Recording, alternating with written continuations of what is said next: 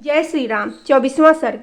श्री राम और लक्ष्मण का गंगा पार होते समय विश्वामित्र से जल में उठती हुई तुमुल ध्वनि के विषय में प्रश्न करना, विश्वामित्र जी का उन्हें इसका कारण बताना तथा मलद, करूप एवं ताटका वन का परिचय देते हुए इन्हें ताटका वध के लिए आज्ञा प्रदान करना।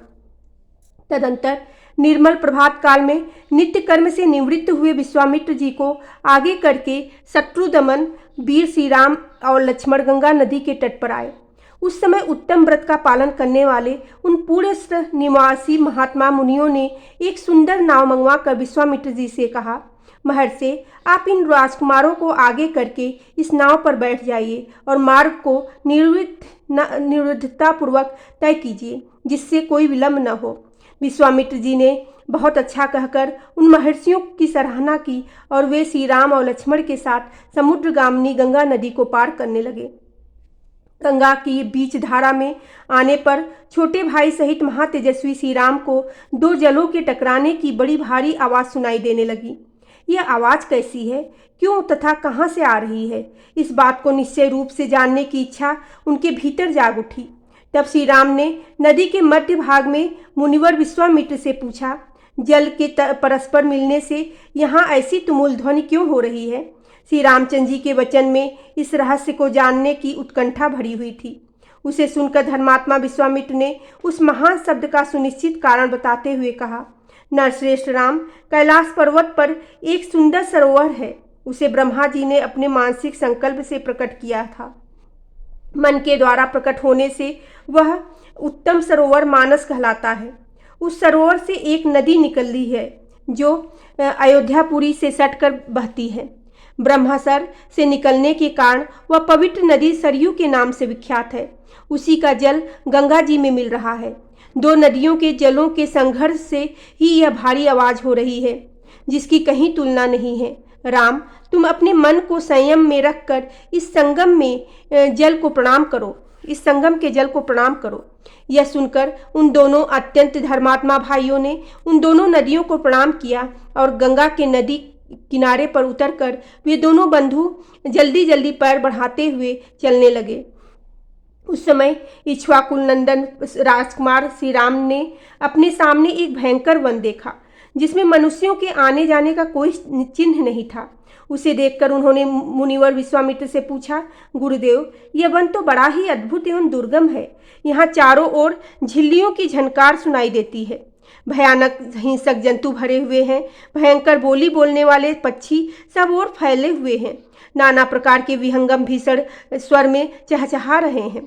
सिंह, व्याघ्र, सुअर और हाथी भी इस जंगल की शोभा बढ़ा रहे हैं। धौरा, अश्वकड़, ककुभ, बेल, तिंदुक, पाटल तथा बेर के वृक्षों से भरा हुआ यह भयंकर वन क्या है, इसका नाम क्या है। तब महातेजस्वी महामुनि विश्वामित्र ने उनसे कहा, वत्स, कुकुट नंदन, इस भयंकर वन जिसके अधिकार में रहा है उसका परिचय सुनो। नरश्रेष्ठ, पूर्व काल में यहाँ दो समृद्धशाली जनपद थे, मलद और करुष।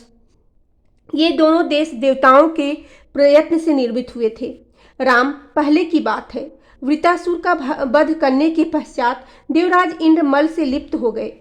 क्षुधा ने भी उन्हें धर दबाया और उनके भीतर ब्रह्म हत्या प्रविष्ट हो गई। तब देवताओं तथा तपोधन ऋषियों ने मलिन इंद्र को यहाँ गंगा जल से भरे हुए कलशों द्वारा नहलाया तथा उनके मल को छुड़ा दिया। इस भूभाग में देवराज इंद्र के शरीर से उत्पन्न हुए मल और कारूस को देखकर देवता लोग बड़े प्रसन्न हुए।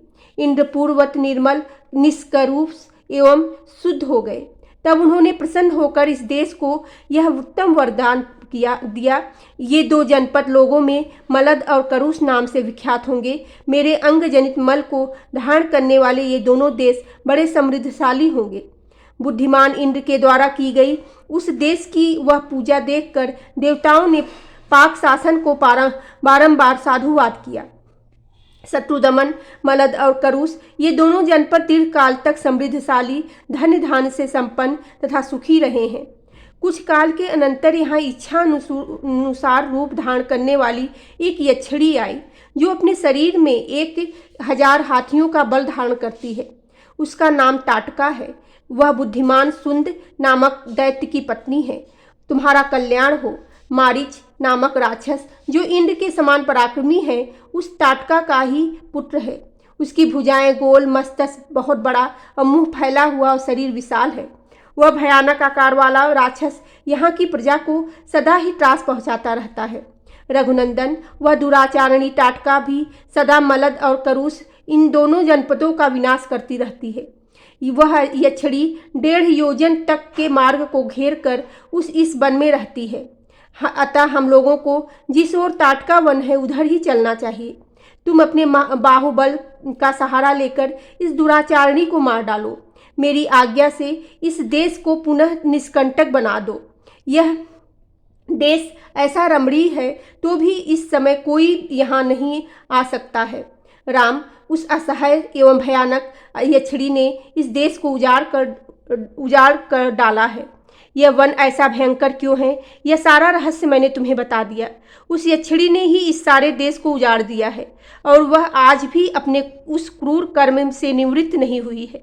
बोलो सियावेरी रामचंद्र की जय, पवन सुत हनुमान की जय।